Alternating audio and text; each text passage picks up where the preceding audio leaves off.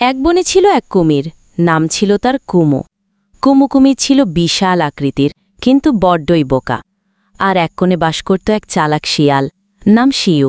উফ, কি ক্ষুধা! আজ তো মাছও পেলাম না। কি খাই এখন?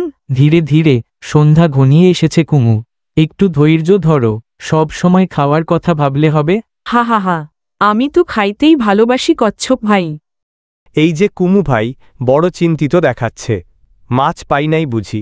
পাই নাই শিউ ভাই, নদীতে মাছ নাই, ঝোপে ফল নাই, আমার পেট ফাঁকা। যদি একটা ছোট্ট আইডিয়া দেই, তাতে তুমি পেট ভরতে পারো, কেমন? সত্যি বলছো? দাও না শিগগির আইডিটা। জঙ্গলের ওপারে একটা ফলের গাছ আছে, ওখানে অনেক ফল পড়ে থাকে, মিষ্টি, রসালো। ওই ফল আমি খেতে পারি? অবশ্যই, কিন্তু একটা সমস্যা আছে শিউ। কি সমস্যা? সেখানে একটা দুষ্টু বানর পাহারা দেয়। তুমি চাইলে আমি তাকে ভুলিয়ে রেখে তোমাকে নিয়ে যাব। তাই চলো, এখনই যাই।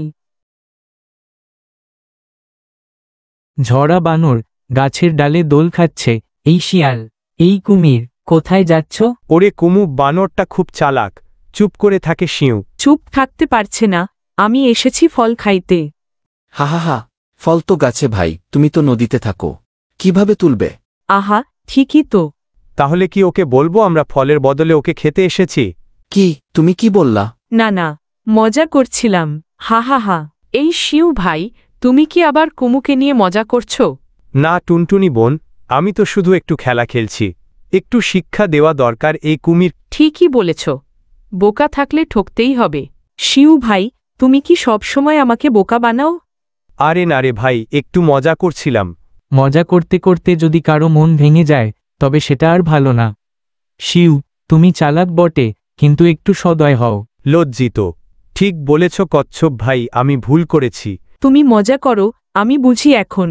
কিন্তু আমিও শিখে গেছি, এখন থেকে আমিও ভাববো আগে, খাওয়ার আগে।